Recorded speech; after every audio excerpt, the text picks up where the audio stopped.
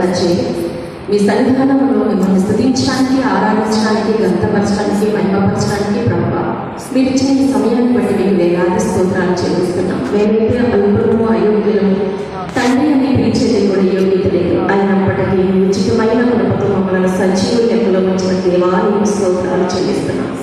గొప్ప తండ్రి నీకు వందనాలు చెల్లిస్తున్నాం.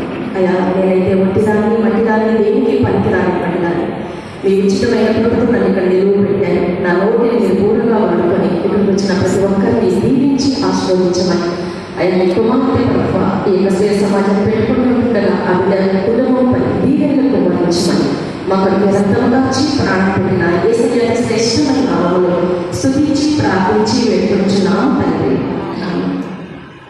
మనందరం కూడా